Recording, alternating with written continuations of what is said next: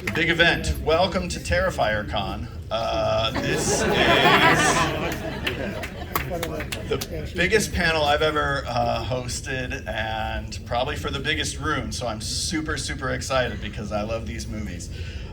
Please welcome to the stage, everybody. The writer-director, Damien Leone, David Howard Thornton,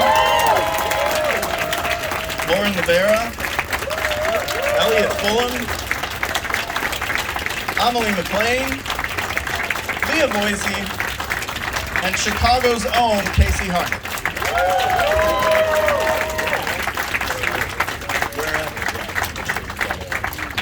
We're going to have to share a couple of mics, I think. And if we're short chairs, I will stand. Because these are the sacrifices that I'm willing to make. All right, cool. All right, we're good. Awesome. Thank you all for being here. This is so incredible to have so many of you here for this event. Hopefully you've had a good Flashback weekend so far. All right, awesome. Well, gosh. I was trying to put Terrifier 2 especially, Terrifier and Terrifier 2 into some sort of context for people who, there's nobody in this room who doesn't know what it is, but I would say it's really the biggest horror phenomenon since Saw or the Blair Witch Project. It has become instantly iconic, and that's because of all of you. Thank you. How many of you had seen the first film when you auditioned for Terrifier 2? Yeah.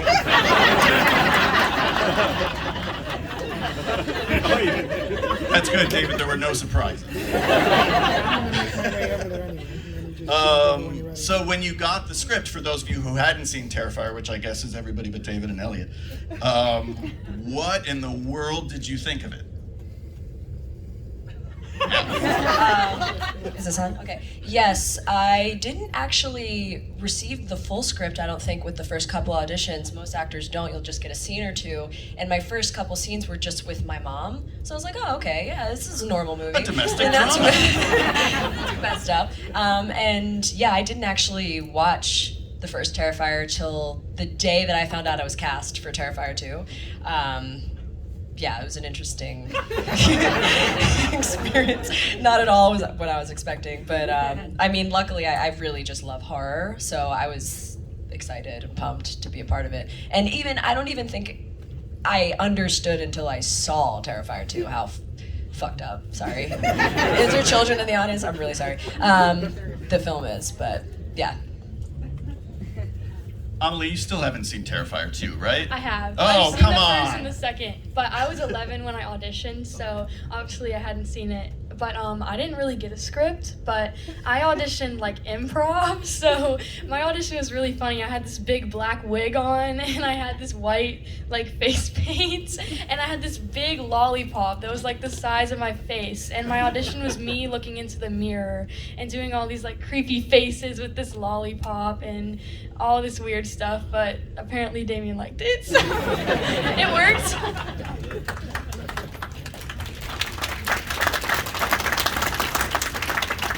I also didn't receive a script. Did anyone get scripts? This is how we lured us in. Yeah. They're not gonna read the script. Yeah, like the clown cafe scene is like a 10-minute scene. You'd think there'd be like a lot of pages. I think in the script it's like 1 page.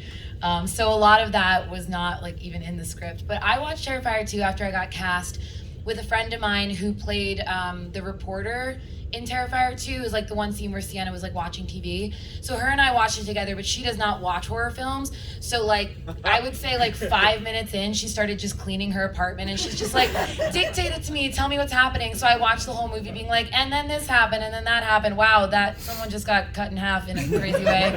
I don't think you wanted to see that. So yeah, it was kind of insane. And mashed potatoes. Yeah, I also hadn't seen it.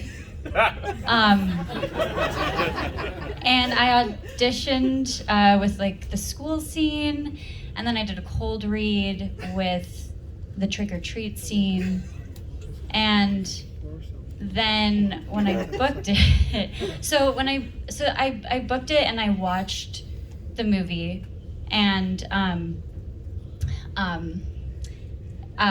when I met Catherine for the first time, gave her a really big hug. And and then Damien was like, so basically, have you seen it yet? Like, he called me, he's like, have you watched it? I was like, I did watch it. And he goes, so basically what we're doing is we're upping the hacksaw scene. And that's you. And I was like, dope. And then he sent the script, but I only got I got like half the script. So once I was no longer in it, had no idea what happened at the end, but I read the scene and I just was like, all right, Damien, here we go. Looks like we're doing this. But no, I was excited. I was excited once I read it. Creeped out, but also excited. And she absolutely knocked it out of the park. Out of the park. And it got so much worse as we went on, as I'm sure most of you know. Once we got hit with COVID and we went into lockdown, and we had started filming the scene and it wasn't really coming out as good as I hoped, because I knew we had to rival the hacksaw scene.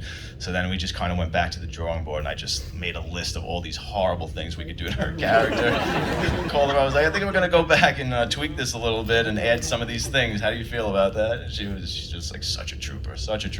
But I mean, it was intense. It was an intense shoot, but 5 days of her covered head to toe in prosthetics in a freezing cold barn, like this really disgusting set in the middle of nowhere, in a snowstorm.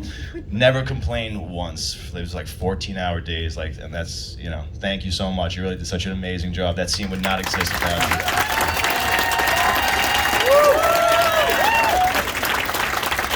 Thank you. I just want to say though, David and Damien made me feel so safe on set, so I have to thank you guys for that, honestly.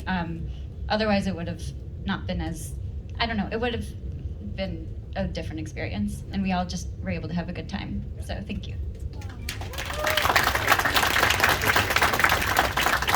I've talked with people before who have done special effects sequences like that, and they've talked about this phenomenon where seeing themselves kind of in that state of fucked upness is traumatic. Was it upsetting, or was the whole thing kind of fun? It's hard, obviously, but is there fun to it? It's I will say it's fun to film, and then I was always wondering, obviously I knew he was going to edit it together and it'd be all crazy, but I didn't realize how crazy it would actually look and feel watching it once it was completely edited together. And I did get a little upset watching it. I was like, oh, poor girl, what is happening? Why are we doing this? Why is that happening to her? But and it is hard. It's weird. It's that it's fake and you were there and you were present for the whole thing and everything was okay, but you're still watching. It is hard to watch yourself get mutilated. It is. So if anyone has tagged me and stuff and I haven't reshared it, I see it and I appreciate it, but anyway, that's all. So Damien, how much of that is in your mind as you're writing the stuff? Because one of the things that I think is so cool about these movies is the way I'm gonna traumatize these people.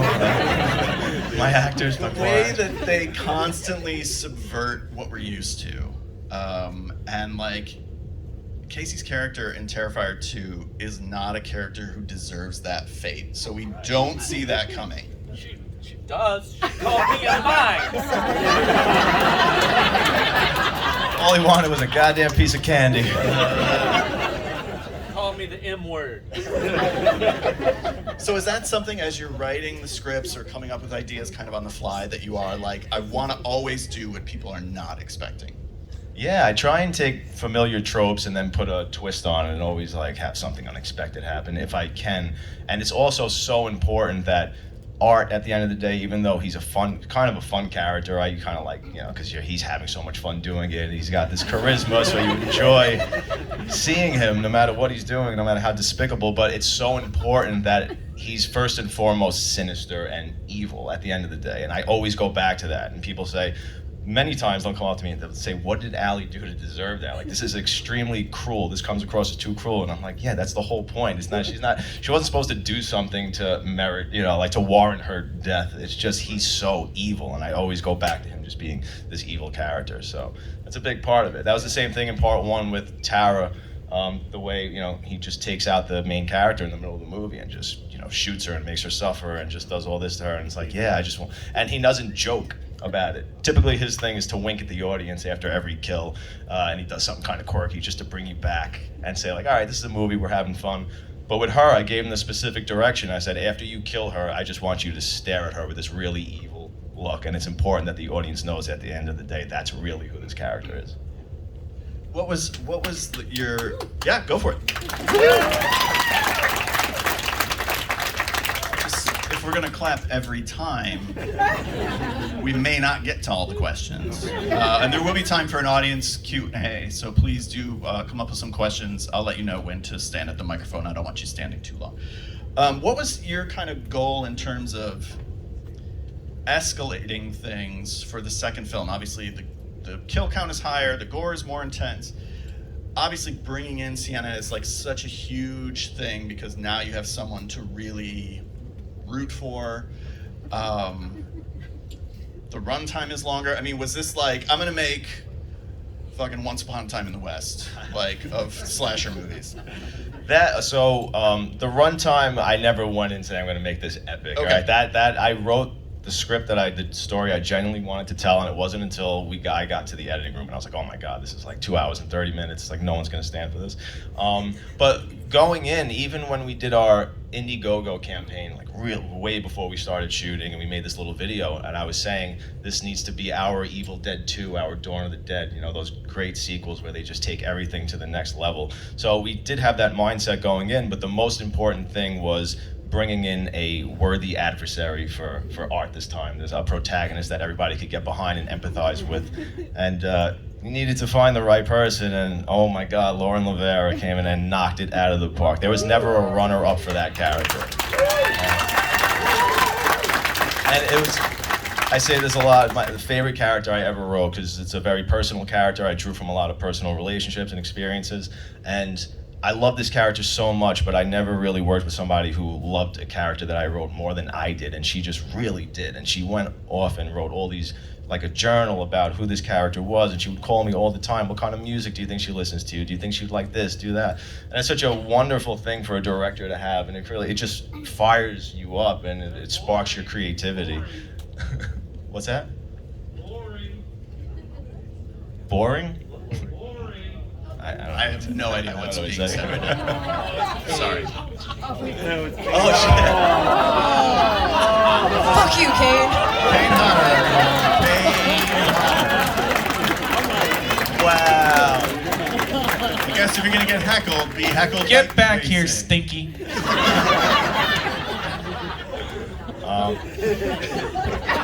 I love that guy.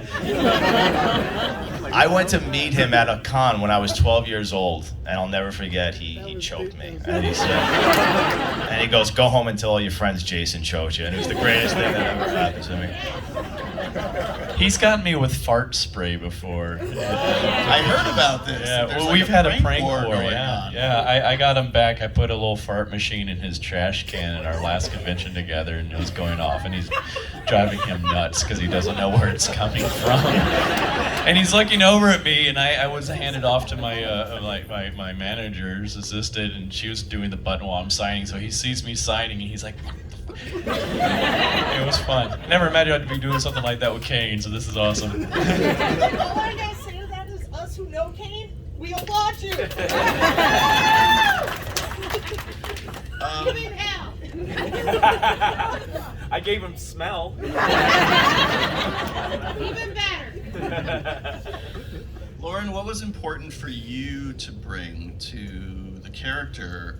Obviously, the character has this status as sort of the final girl. She has this iconic costume, but in terms of like, what kind of physicality can I bring? What kind of emotional depth can I bring? What was important for you to bring this character to life? Yeah, well, like Damien said, I did do a lot of work beforehand, and as an actor, you kind of have to. And he gave me the best homework. He had me rewatch, obviously, horror films that I already love. And I wrote notes of every final girl that we were hoping to get a bit of their essence to infuse into Sienna. So I had like notes on Nancy, notes on Lori, and like, you know, like Sydney, all the iconic final girls, and I would send it to him and be like, do you think there's parallels between Sienna and this character? Do you think so I had, again, extensive notes. I'm a nerd. I had extensive notes, and I think the most important thing for me was all of my scenes making it about my scene partner. It's funny, I was actually having this conversation with Skeet about this last night. Just like, when you're a lead in a film, I mean, yes, it's a lot of work, but it's also like handing it over to your scene partner because they have such important stories to tell as well. So when I was with, you know, my brother, when I was with my friends, when I was with Dave, obviously, like, it was just me, like, listening to them and trying to, like, elevate their story. But as far as, like, physicality, I mean, I've been doing martial arts for 20 years, and I felt like, oh, I can finally, like, move my body. And it was really important to me to be able to do as much as my own stunts as I could. And Damien and Phil were like, Phil especially, he just wanted me to get thrown around, I think. They were really supportive about it. There was only 2 that Damien would let me do, but it helped me be able to be more truthful and really experience what Sienna was feeling. I think the most I wanted to do was just bring as much truth to the character as possible, really feel what she was feeling, and it was messed up. Well, it's a truly kind of unusual phenomenon to have that much character depth in the context of a slasher movie. I feel like a lot of times characters end up just being kind of fodder, you know, and it's like, but in the Terrifier movies, it's like you really get to know people before all the horrible things happen to them, and I really think that has an impact because it's this mixed feeling of like, I want to be having fun, enjoying these amazing effects and all the gore, but boy, I feel bad about what's happening to someone I like. I agree. I mean, it's super important, and when I'm writing it, I'm trying to get the audience to empathize with the characters as much as possible, even if they're only in it for a little bit, because you want that scene to be the inevitable murder scene, if it's probably going to happen in this movie, but you want it to have as big an impact as possible, and the best way to do that is if you can relate to that character that it's happening to. So that was important, and super important for Sienna and Jonathan, obviously. I mean, you're going to be following them the whole way. This is their journey now, and you're seeing this story unfold through their eyes. So if you're not rooting for them, which is hard too, by the way, because people want to see Art the Clown win, pretty much. They want to see him slaughtering through the whole movie. So at the same time, if I could have you feeling some mixed emotions where maybe you actually are rooting for Sienna and Jonathan to at least survive, or maybe kill him, that we've done our job. So it's important, for sure. David. Oh, David. Hi.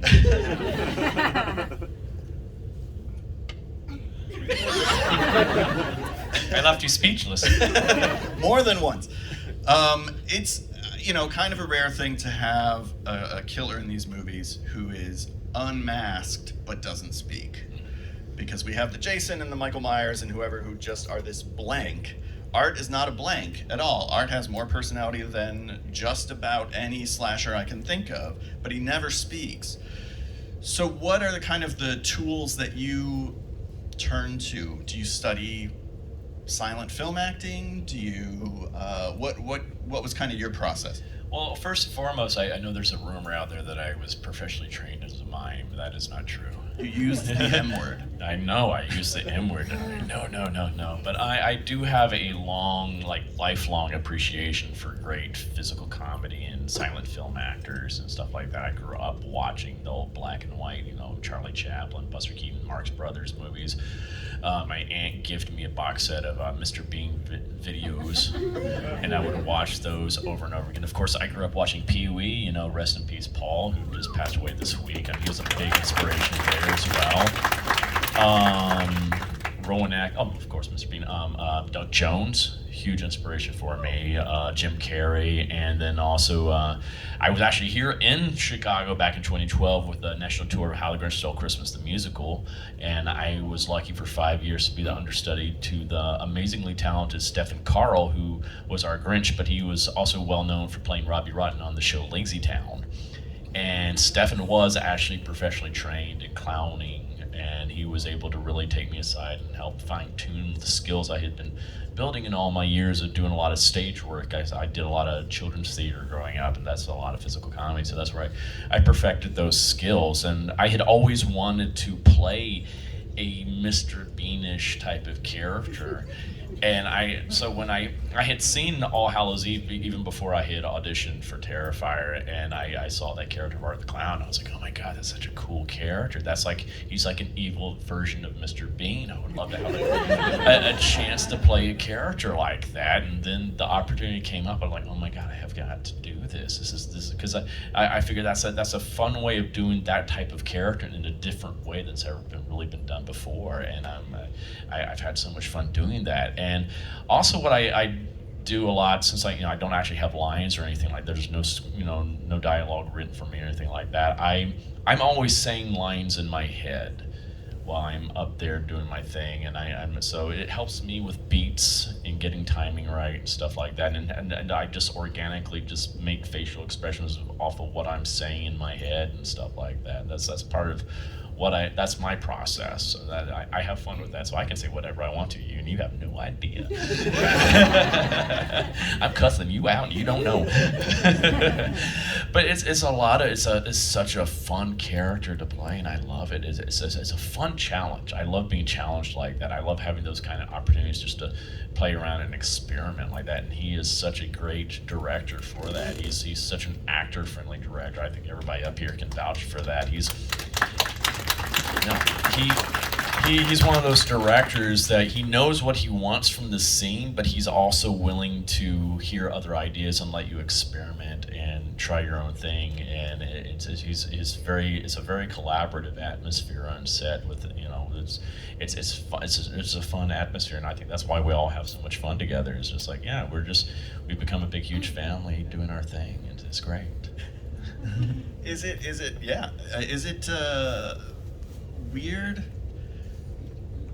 the way that this has obviously taken off? Terrifier was already, huge, but Terrifier 2 became a phenomenon in this huge way. Like, how does that change your lives?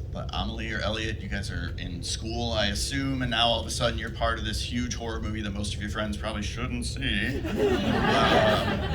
How does that change your life? I was actually homeschooled while filming all of it, so I didn't have any friends. Do your parents treat you differently? No, my parents, they're over there. We're actually huge fans of all the horror movies. So grew up watching it. Awesome. We saw Terrifier before I even auditioned. So it definitely changed my life, without a doubt. Without a doubt. I mean, just to spend time with all these wonderful people is just such a life change in itself. But to film it on set, going on set, to see Damien work his magic, David work his magic, Lauren, everybody, the whole cast and crew, it was such a beautiful experience. For me, it's almost like surreal. Like, I don't know if I've fully grasped, like, the fact that at 14 years old, I'm, like, going to conventions across the USA and, like, meeting so many different people. But for me, a lot of people do think, like, at school, everyone, like, knows my movie, but it's almost like two separate settings. Like, I'll go to the conventions and, have all these amazing people that I can talk to about it. And then at school, it's kind of like I'm just, a normal kid doing my normal stuff, which I guess is good. It's fun to do both, but I definitely prefer, like, my convention family and everybody here. Definitely. Are you texting Damien all the time? Like, I feel like Little Pale Girl should be in the next one a lot more. I agree. Just saying. That's Damien, though. What do you guys think? More Little Pale Girl? I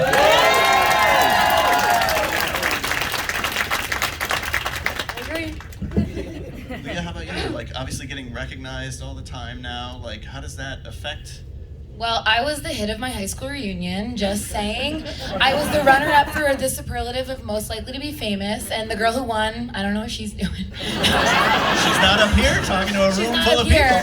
No, I'm just kidding. It's been so cool. For me, I've always been an actor, but you know, the past few years before Terrifier, I was really transitioning into doing more content creation and YouTube and Twitch and stuff like that, and Terrifier coming out. I mean, doing these conventions is awesome, and when people come up to my table and they say that they have watched my YouTube videos or they've come to my Twitch channel, and you know, they're branching out from what they know us from, and they're seeing what else we're doing. You know, I had a short film. Unfortunately, we canceled the premiere. Hopefully we can do it soon. But you know, I worked on a short film that's not a horror film, and people were still really excited. Who knew me from Terrifier were really excited to see it, and we're bummed that we canceled it and stuff. And yeah, I think it's super cool, like how our careers can expand from doing stuff like this and meeting everybody. And yeah, but yeah, being the hit of the high school reunion was definitely the best part. For sure. Obviously, if you guys do have questions for any of the cast or Damien, please, there's a microphone right in the center of the room there. You can just line up and we'll get to your questions in just a minute. I'm sure I already know the answer to this. When you were making Terrifier, did you kind of already know, okay, if I do a second one, this is kind of what I want to do? And now that the second one has been so huge, are you already spinning ideas for where you might like to go next? Oh yeah, when I wrote 2, I was already getting so many ideas of where I wanted to take this franchise. I guess you call it a franchise at this point.